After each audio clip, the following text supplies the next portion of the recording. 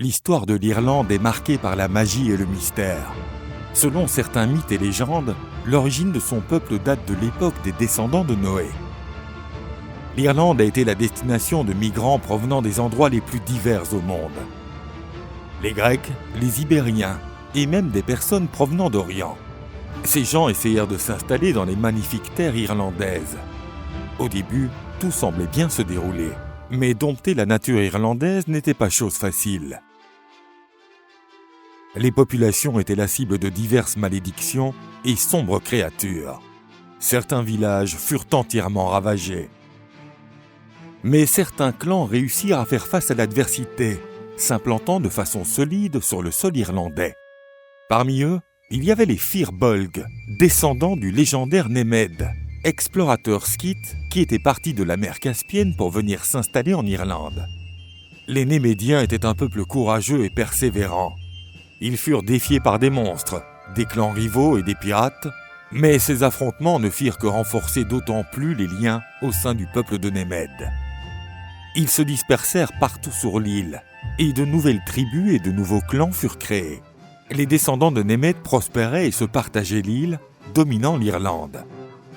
Mais les prêtres sentirent qu'une nouvelle force était sur le point d'arriver en Irlande, capable de faire basculer le pouvoir. Provenant des légendaires îles du Nord, les Tuatha Dé Danann arrivèrent en Irlande. Ils étaient connus pour être les fils de la déesse Danu. Protégés par une brume magique, les Tuatha parvinrent sans embûche à l'île verdoyante. Ces nouveaux habitants étaient de beaux hommes forts, doués de talent dans l'art de la métallurgie.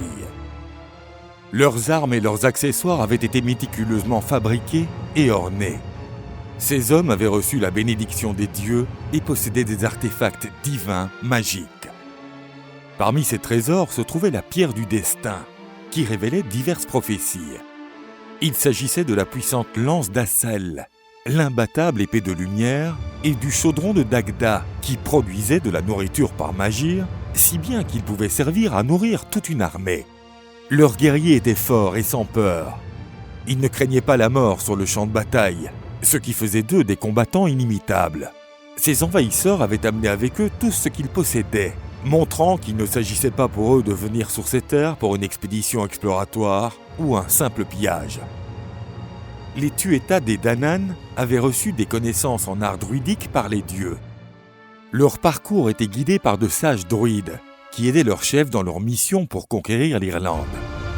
Mais pour atteindre leur but, les enfants de la déesse Danu devraient affronter un grand ennemi, les Fir Bolg. Les descendants de Némède virent une étrange fumée provenant dans le ciel du côté de la rive. Les Tuatha Dé Danann étaient en train de réaliser un grand rituel pour les dieux qui consistait à brûler leurs navires. Cela ne pouvait signifier qu'une chose. Ces envahisseurs étaient là pour s'installer, même s'il s'agissait de mourir. Les Fir Bolg décidèrent d'envoyer Sreng, l'un de leurs guerriers les plus forts et les plus courageux, afin d'établir un premier contact avec les envahisseurs. Ils voulaient faire montre de leur puissance au cas où les envahisseurs insisteraient pour rester sur leur territoire. Avec sa tenue de combat et ses armes les plus efficaces, Sreng partit avec pour objectif d'intimider leurs ennemis. Voyant sa figure imposante en approche, les Tuatha envoyèrent le guerrier Bress le rencontrer. C'était l'un des guerriers les plus courageux parmi les fils de Danu. Les guerriers se regardèrent et se jaugèrent, mais ils n'étaient pas là pour combattre, et même pas pour négocier. Les deux guerriers souhaitaient faire la connaissance de leurs ennemis respectifs, car le conflit entre leurs peuples était inévitable. En dépit des tensions, la conversation entre Bress et Sreng fut amicale.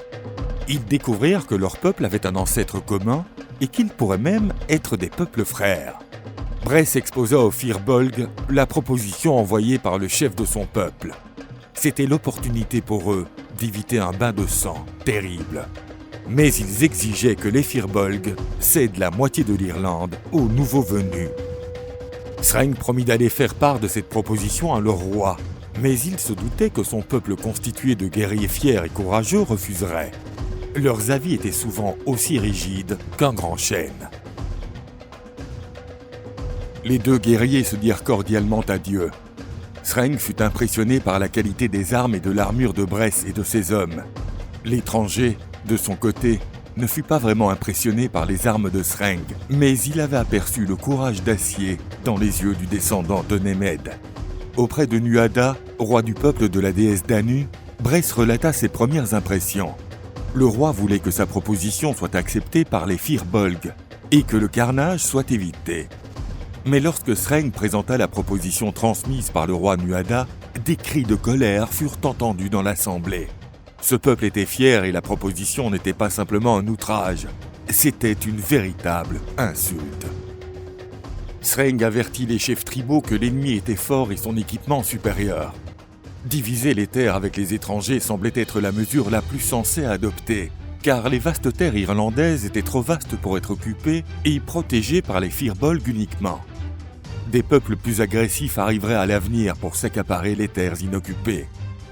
Mais Eoshed, le plus grand chef des Firbolg, avec le soutien des autres chefs, refusa la proposition. Il pensait que s'ils abandonnaient la moitié de l'Irlande, les fils de Danu prendraient toute l'île. Se préparant pour la guerre, le peuple de la déesse Danu posa son camp sur une colline noire connue sous le nom de Sliab Belgadin. C'est là qu'ils érigeraient leur défense, attendant l'inévitable conflit et pensant que la colline serait un point de ralliement qui leur garantirait l'ascendant sur l'île.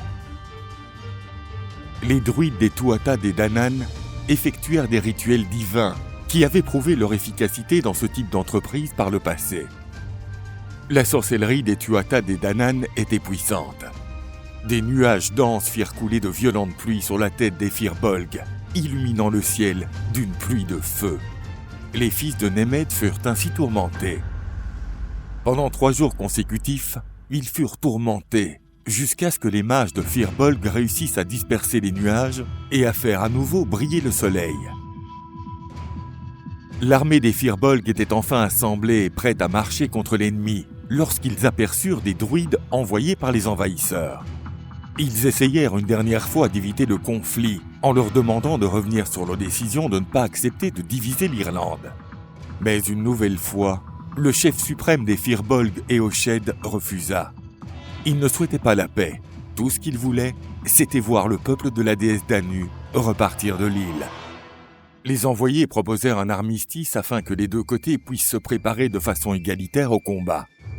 Après une lutte équitable, le gagnant serait ainsi révélé, montrant de quel côté se situait la volonté des dieux. Les Firbolg étaient des hommes honorables et acceptèrent l'armistice, même si cela ne jouait pas en leur faveur. Pendant que la trêve commençait et avant la grande bataille, les jeunes guerriers des deux côtés se rejoignirent pour un duel, où ils lanceraient leurs armes. Ils firent preuve d'une grande agilité, projetant leurs lances et les évitant, alors qu'elles retombaient partout autour d'eux. Les jeunes hommes semblaient s'amuser, jusqu'à ce qu'ils commencent à s'effondrer, blessés fatalement. Ce qui était empreint de légèreté juvénile se transforma en prélude au bain de sang annoncé. Les talents supérieurs des Firbolg en lancer leur permirent de s'imposer face aux fils de Danu. Cette petite victoire boosta le moral du peuple de Nemed, qui se présenta avec assurance lors de la véritable bataille. La véritable guerre entre les fils de Danu et les Firbolg était sur le point de commencer. Le jour de la bataille d'Irlande était arrivé. Les fils de la déesse Danu attendaient leurs ennemis, alors que les Firbolg voulaient repousser les envahisseurs vers la mer. Les armes des guerriers avaient été affûtées et étaient prêtes à faire couler sur le sol verdoyant le sang de leurs ennemis. Les Tuatha des Danann formaient un corps défensif rigide, essayant de tenir une ligne défensive grâce à un mur de boucliers. Coude à coude avec les envahisseurs, il y avait Dagda, le dieu guerrier qui savait donner des coups précis et déterminants. Avec ce puissant dieu à leur côté, les Tuatha des Danann se sentaient protégés. Mais les Firbolg combattaient avec courage, ceux qui souhaitaient protéger leur maison et leur descendance. Ils attaquèrent si férocement la ligne défensive des envahisseurs qu'elle céda et que la panique se répandit à travers les guerriers. Les fils de Danu perdirent le premier affrontement et s'enfuirent pour se regrouper dans leur camp. Mais la guerre était loin d'être terminée. La nuit après la première bataille vit naître une grande euphorie parmi les Firbolg. Mais le matin qui suivit, alors que le grand chef des Firbolg, Eoshed, se rafraîchissait sur les rives d'un courant, il remarqua que quelque chose s'approchait de lui. Il se retourna et vit des personnages sinistres. Il s'agissait de druides assassins qui voulaient tuer le chef des Firbolg pour éviter que le bain de sang ne se prolonge. Le roi était sans défense et son arme hors de portée. L'embuscade semblait parfaite. Mais les druides ne s'attendaient pas à l'arrivée d'un jeune guerrier Firbolg qui se dressa entre son supérieur et les 3 assassins. Il combattit seul contre les 3 assaillants. Les 3 druides furent tués, mais le jeune homme courageux ne survécut pas aux blessures de ce combat héroïque. Un monument fut érigé en l'honneur du champion solitaire et la colline où il avait combattu fut connue sous le nom de la colline de Tara. Le 2e jour du combat fut aussi sanglant que le premier.